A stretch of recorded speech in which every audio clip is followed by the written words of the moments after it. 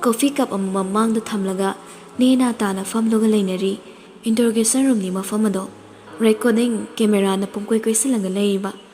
Sudegi Mang the Pamliba, Inspector Duna, Tablop Hari, Noglaga. Mem si, Tazana charity walk yam toromi.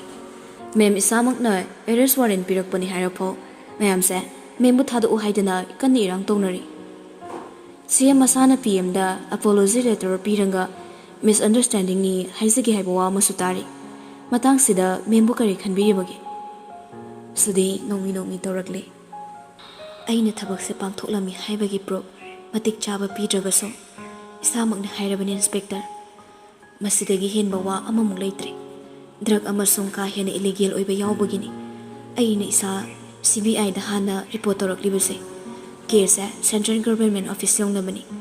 Adobo interrogation state ki police department na Togo Dabani. Kanano in charge, ay statement piragi. Nupado, haifong kangre. Camera lay ba adomda, ansilaga makokto, tap na nom laga, hagolaga tokre. Mahik toki baga, tongdo tap na hanglagli. Changak liba misak to ubada, sude nok laga. Ichaway ng maparida. Rex haipam tapong kangdaba makay sounding bapoy. Adobo miholdo tap na pataraga, sudegi mang da pamlari. Makun na pairak liba, file do tam laga hayre, haining liba karado. Marilay na ba case karahana lokachagi. Drug ki case kaktana tana murder gi matangda. School ki case doga memga kari marilay na bagi. Rims Hospital gi mapam amada siduna leramba rose thoda. School dagi fangba notes adugo masadagi fangki. Adubo mingda onarami. Masigi matangda Sandandaraspo kaukhalaga wahang pong tawzagani. Adubo nahan tathokiba thawdoktuna aikhoi magi matam khara pizari. Loina na misi ado lona thupna thiringe Governor Office tagi society hayo haibo order amalaki. Masigi statement hana thambiyo me. Madudi action dagi reaction haibado oirambaye. Pumna magthamlaga mother gi matangse magokta gi hausi. Gari accident laikhidaba journalist bedana. Wari ta khrabrai bungo. Rex bishum da shuklaga makok nomi. Sudi tamna noglaga. Ahina hatpani. Ikut magna. Rex to khapre khangi. Mi ama hatle haibada aduk line hairak pamoong dada. Mada natana tongan marum amada makhoi ani gi wari taraga leiramba camera da yeglamba department gi miwi singdo amana mada yingne. Sude tamna makha tarakle. Madu hat pa phauba ngamlakpagi mentality do. Adugi wari sule. Tapna haige. Adubo aina hatpadi bedana khaktani. Aduga hatpagi maramna Manipur da drug kaya pusilakpa. Mado aigi khut yauki. Madu mana khangki. Aigi office da laklaga aigi aranba pumba miyam da phongdokani haiduna aingonda tattana haiki. Ai sumabu thimki. Yaba kauba laikhidabadada magi anam kanba matawdo. Maduda aina mabu lambi da thatlag hatpani. Rex to humang kangli. Sudena hairakpa wahaido mana chi amada iribani. Adobo iriba wahai singado filmgi script ama ibagum yam dramatic oiri. Wari gi hoba sarukni hairabanina. Madudagi hekta hoba tari. Bedana khakta hatli hairaga kunjona mato karam accident da yauram liba. Drug ki matang sidana kunjona so madam the threaten to kiba laikibra. Sudi makok tu tangna hairaga hairi. Masi wari gi hoba saruk natte. Khwaidagi hoba saruk tagi haigi munata. Rex ngai ngamdana kolomdo fatfat unglaga sudede yinglei. Ai yamna ambitious oiba nupini. Power si yamna pamba. Ihei sumatik chana hai. Aigi ambition da focus piringai. Love life simadi sin manungda lokhan krabani. Adubo out of sudden nakai papong thingnaki. Aduso family gi through dagini. Matam amada nipidi yung pandaba yadi haibagi chatnabiduna. Arrange manage tauki. Anirak suna unadriba nakai babunga. Drug murder case ki statement logzabani. Madam gi autobiography nati.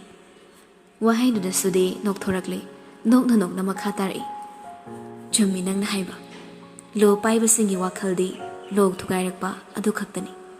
Karigidamak lo se thugairaklibano haibagi maramdi lo paiba singda maru oidi. Pharene wari se leprase. Point laklase. Si hairaga second khra tumin lei. Rex non tharaga hairakpa singdo ingadabagi ngairaga lei. ꯀꯣꯂꯣꯝ ꯃꯆꯤꯟꯗꯨꯅ ꯆꯦꯃꯥꯏꯗꯨꯗ ꯊꯝꯂꯒ ꯃꯇꯥꯡꯗꯨꯗ ꯁꯨꯗꯦ ꯁꯣꯔꯗꯨ ꯁꯥꯡꯅ ꯍꯣꯟꯗꯣꯛꯂꯒ ꯍꯥꯏꯔꯛꯏ, I was raped.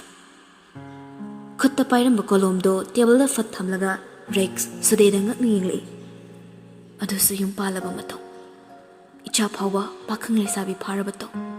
ꯕꯦꯗꯅꯥꯒꯤ ꯃꯅꯥꯎ ꯏꯕꯨꯡꯉꯣ ꯈꯨꯟꯖꯣꯅ ꯑꯩꯒꯤ ꯏꯀꯥꯏꯈꯨꯝꯅꯕ ꯃꯥꯡꯍꯟꯈꯤ.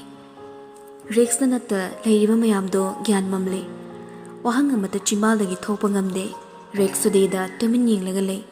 ꯃꯔꯝꯗꯤ ꯔꯦꯞ ꯍꯥꯏꯕ ꯋꯥꯍꯩꯁꯦ victim ꯑꯣꯏꯔꯤꯕ ꯅꯨꯄꯤ ꯑꯃꯒꯤ ꯃꯐꯝꯗ ꯀꯌꯥꯃꯨꯛ ꯌꯥꯝꯅ ꯆꯩꯅꯥ ꯄꯤꯕ ꯋꯥꯍꯩꯅꯣ ꯈꯜꯂꯨꯕꯗ ꯅꯨꯡꯉꯥꯏꯇꯅ ꯌꯦꯡꯂꯤꯕ ꯃꯤꯠꯌꯦꯡꯅꯤ.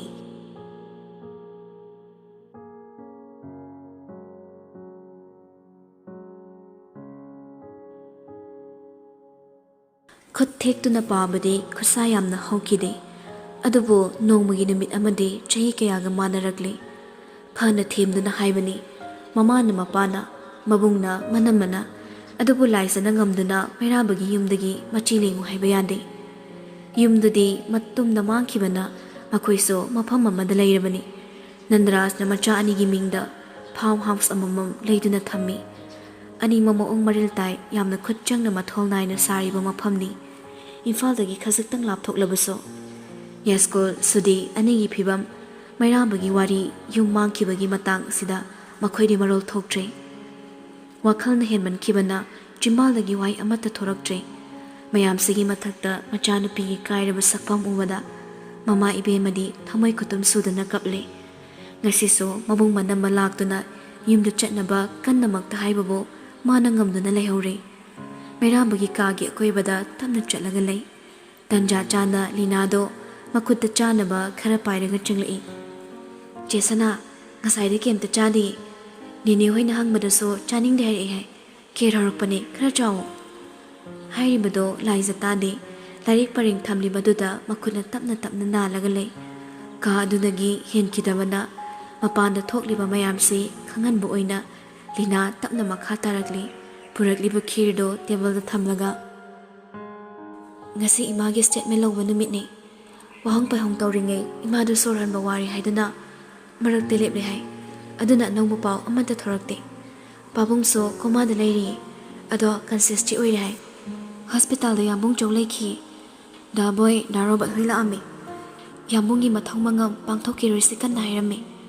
ꯅꯪ ꯎꯅꯒꯦ ꯍꯥꯏ, ꯑꯩꯅ ꯆꯪꯍꯜꯂꯛꯇꯕꯅꯤ. ꯃꯤꯀꯨꯞ ꯈꯔꯗꯨꯗ ꯁꯝꯂꯞꯅ ꯈꯪꯍꯜꯂꯛꯄ ꯋꯥꯔꯤ ꯃꯌꯥꯝꯗꯣ ꯂꯥꯏꯖꯅ ꯇꯥꯅꯤꯡꯕ ꯋꯥꯍꯩ ꯃꯆꯦꯠ ꯑꯃꯐꯥꯎ ꯌꯥꯎꯗꯦ. ꯃꯥꯅ ꯉꯥꯏꯔꯤꯕꯗꯤ ꯃꯩꯔꯥꯕꯅꯤ. ꯃꯩꯔꯥꯕꯒꯤ ꯑꯁꯦꯡꯕ ꯄꯥꯎꯅꯤ ꯃꯥꯅ ꯉꯥꯏꯔꯤꯕ. ꯂꯥꯏꯖꯅ ꯇꯨꯃꯤꯟ ꯂꯩꯈꯤꯕꯗ ꯂꯤꯅꯥꯁꯨ ꯃꯈꯥ ꯇꯥꯔꯝꯗ꯭ꯔꯦ. ꯍꯥꯏꯐꯦꯠꯇꯪ ꯌꯦꯡꯂꯝꯂꯒ ꯊꯣꯛꯈ꯭ꯔꯦ. ꯂꯥꯏꯔꯤꯛ ꯊꯝꯂꯤꯕ ꯄꯔꯦꯡꯗꯨꯗ ꯇꯞꯅ ꯆꯠꯄꯗ ꯀꯔꯤꯒꯨꯝꯕ ꯑꯃ ꯎꯔꯛꯏ ꯂꯥꯏꯖ. ꯃꯗꯨꯗꯒꯤ ꯂꯥꯎꯅ ꯍꯥꯡꯂꯤꯕ ꯊꯣꯡꯅꯥꯎꯗꯨꯒꯤ ꯃꯅꯥꯛꯇ ꯂꯩꯔꯤꯕ ꯇꯦꯕꯜ ꯃꯆꯥ ꯑꯗꯨꯅꯤ. ꯆꯤꯌꯔꯗꯨ ꯑꯃꯈꯛꯇ ꯊꯥꯏ. ꯂꯥꯏꯖ ꯇꯥ ꯃꯅꯥꯛꯇ ꯆꯪꯁꯤꯜꯂꯤ. ꯀꯥꯗꯣ ꯌꯨꯝꯒꯤ ꯃꯇꯣꯟ ꯋꯥꯏꯔꯞ ꯑꯣꯏꯕꯅ ꯊꯣꯡꯅꯥꯎꯗꯨꯒꯤ ꯑꯀꯟꯕ ꯅꯨꯡꯁꯤꯠ ꯑꯗꯨꯛꯀꯤ ꯃꯇꯤꯛ ꯂꯥꯛꯏ. ꯃꯗꯨꯗꯒꯤ ꯇꯦꯕꯜꯗꯨꯒꯤ ꯃꯆꯤꯗ ꯂꯩꯔꯤꯕ ꯂꯥꯏꯔꯤꯛꯁꯤꯡ ꯑꯗꯨ ꯐꯥꯎꯕ ꯁꯥꯎꯝ ꯑꯃꯗ ꯆꯦꯃꯥꯏ ꯈꯔ ꯃꯆꯤ ꯂꯦꯡꯉꯤ. ꯑꯍꯥꯟꯕ ꯊꯝꯂꯤꯕ ꯂꯥꯏꯔꯤꯛ ꯑꯃ ꯄꯥꯏꯈꯠꯂꯒ ꯌꯦꯡꯉꯤ.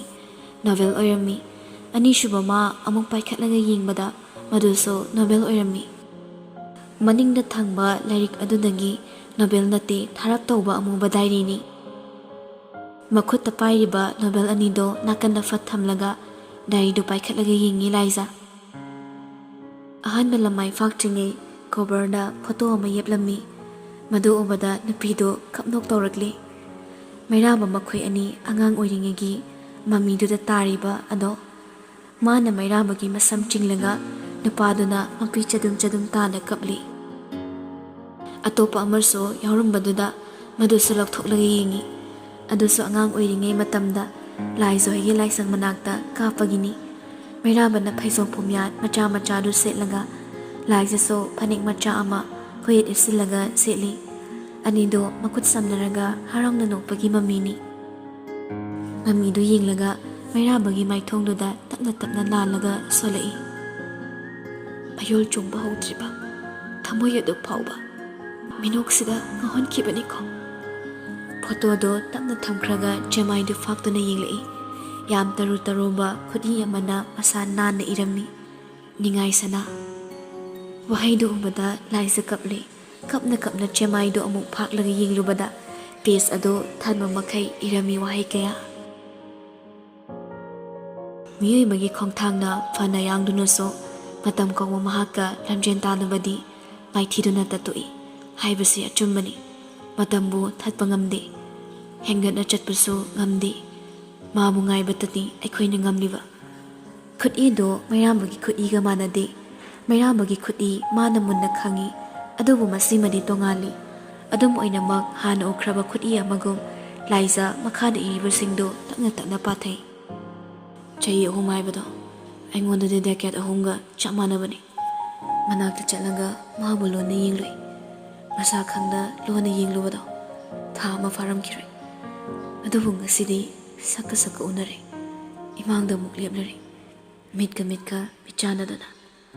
Laija machinda tapna solai. Nangbu inakta laklambra. Aina numit kharanigi mangda ukiwa magi saktamduga ngasi lepliba sakpam sigadi othokna khene yamna khene. Sana kaino nang toridubo samngang ba kaide sangningu machu sango adubo hakchangna cheliba isina phau ikaizaba makhe ngangududi hongnade. Seliba visualduga laibokta sangna thiliba chanda bulesu thorabra nangse adubo nangna toradi ipakta pakche inamda nungsi haiba yambo nangbu nungsi haiba waisi haiba haibrane. Pana mathanda hangse amukso tapna makhatai thawaidaba sarami yeningdaba sarami mahaputa ningliba wakalsina mahakta yeningliba imitsina ichilsina su hairami ma ai unadaba chahi tha numit second ama phokchonthada maramdi mana inakta lakhiba mikuptudagi ngasi phauba mikup amata mabu wakalsidagi thadokte maramsina oirambatai aina irainaina haidokpa ngamliba. Adubu matamda ibani unakhidaba matamni mabu udaba matam natte maramdi sanglubu chahi kayase aidi mabu londa yengi magi nakta chatlaga yenglinglakpa uninglakpa ihuldi mikup khudingini adubu ithauchinbana asimak ngamde. Aigi aningbana henmankhibana exam weekta manakta chatki. Second year gi exam do ai mark yam sonki adubo uningbu madi yenglure solaba aigi mark to yenglaga mabu ningsing aina harangna nokki. Nangonda kanana lona yengbi haige nang khakta yengnaba hingliba ibu lamna kari yengbirino. Kapna laisa mathangi lamaido ta fai adubu kaplibado chap lekre yamna thazaduna sairing sai chegum irama wai singado ma ngakna tapna pai. Mairo henjan khrabanu shiba mallaba punsigi tangkak amada ikiba itihaski kophai karaba chenasing phaktuna yengluba mikupta aidi siba yamna kuiramle sina hingbo oiramle malangi akanba sahomna paiba tambiriba akangbo unasing makoise asibani kaukthoklaga haraungna pina nokpagum sikiba kuiraba aiso nokling asidi mabu ningsinglaga matang aduda loisinlaga gift khara piraga wahi matik ama irami sajimugi nongleina humngamdaba nangna yelamba leinamse wakhalgi nongleida tauriba aphauba kabi kayanasu saithaba ngamdaba nagunse. Matangduda laisa chaplepi mikuptuda paisilai ningsinglai mami ama mani wahisini nongma mana khabar roksinba thorakpada khabarduga pulapna lairamba che amada iramkiba wahido hanjin yenglubada khut-iduso manabagum tawrakli adubu manari haibadi ngamde maramni ma wahido ningsinglabaso khut-i adudi mayek sengna ningsingba thoktre. Wakhalama khalamlaga laisa phanik phirei yepliba angangba kartu lauthorakle waroi pot numitada mairabana piramba wahi cheduni numitada su phanik machida yepsinkhibado adumak yauduna leiribani tekta kaida leirambana magi aroiba wahi hanjin paba phanglibani haina ina laisa khangning mamana lamjinglaga numittuda mairabana piramba chedu phaklaga amu hana pai asum iri maduso sahitya gi lon kya na naisilaga pai kiba cheklado maning tamda leho yinglaga leimai daki kaino hayo manglana haibadura waliba taibamna nushi bidai kolaga iramdam ponungsida naito mebo hundoklam pairagera warongna pathafam oire nongbadolse nangna pai kiba tiase yinglaga khangli kainang mecha phaira cheida chiklaga solawe idom ithanta fanglaroi edi ningtamba pai khropombi chanabi sakhap toigi ninglakpada ngaklo cheida pallaba pongi chekla ayakni naning tamlo nusibi pai khro pombi chanabi dai doga chebang adoga nakal amamam thammi laisado iba khut imanade chebang adoda iriba mayek sing adodi animak miyoi amagi wakhal dagi thorakpagum phawli che adoda iriba khut I adodi mairabagi khut ini mana khangba khut iduni adubu dairi sida iriba khut I asidi maha khangde madu mairabana iramlabaso mana amuk taw khitriba khut ini ingangawni yinglamlaga mathangi lamai phakdokli nushi nushina ichilmakna kainarase haikibagi maram iyaina tawba kongol sangsarda hingliba miyoiba kaisu khenade khenariba haibabo aikhoina thawai panbani hainei kanana nushirabadi awa nungai saruk yamine adubu aigi nushiba makhalsi karam tawbano ai khangde nangbu nungai bakhakta piningi mino khakta uningi thamoina ningjabatani itawnadi nangbu toina kafalli nangdi kiraga layo ningai tawraga ingonda sangsargi awa nungai yengluno nangdi ai khakta yenggadabani yawgano kanagi awaba kalaun kanagi nungai baso aina semba sangsarda hingu nangi pirangna aigi pangalni nangi minokna aigi hingbagi lambini nang aibu ngairamo honingba saklon hongko lamlanba kanagi so oizako yumnak sagai fawba honglabaso yamungna nakta laklaba mikuptudadi nang aigi tung ilo ko sana angawba mifatta nanong asukanba kaino nangna ngangise mabidu hanna taithoklaga lamaido phaklaga mu yengi madudi detso yauna iramli laisa su ningsingli nimitto uba maktana khangmangami mairabana kainarase hairamba numittuni inaktagi mikup ama phawba lafaningdraba mikupsida asuk lakthokna chatkhani khalubada ahing kayani mitse usindana nongan kiba kongaini nangna chatloiningai tawba uraga ai wakhal phasinba ngamakte ithawpomna mo hundoklamaga nangbu puduna chatkragi haibagi pirebado phawba lepchaki thanda nangbu nushibagi mayaina adubuni sana aide khongpham amada leplure takiba wariduna taruba aigi iral oiraga kasidi isana isabo dandi thongda lepcharure kaplibado chapleplaga laisa magi chakhairamba wakhaldo khomjinlaga wahi khudingi atra hannaba munna pamu patharakle thili thili juba nongduna khangan kansilakpada yum yoba yararoi khanna mairaba magi bike to governor office tamna chumna thawjilakle mabu masak khangma maramna kanana su athingma thamde masimangna mairaba mamagi office tamna irai laina changlai adubu thongjil he kansinge tawbaga khongthang adu chaplepre sari bawari duna magi khongthang phaki sudena waphamse matangse loishin sinanda iligin oiba pot pusilakpagi maram nangni na khangibani masibu toklo hairadi kunjobo pharaga ai khutta lona sino ai mabu lemna tharoi loina loina na leitrabadi trucki wari su loirabani mara leiba magidi matik chawa cherak lona pisano lobu khutta paibasu itaimani asengba chumbo wari da haidokpiu mabu lokhalaga miyang bana sinajagi maduda itaimana pirak order aikhoi pangthokjagi asi khaktani nandrasa ngasai haiba adubu sude yade matang sidadi ikai ki pumnamang thadok lagai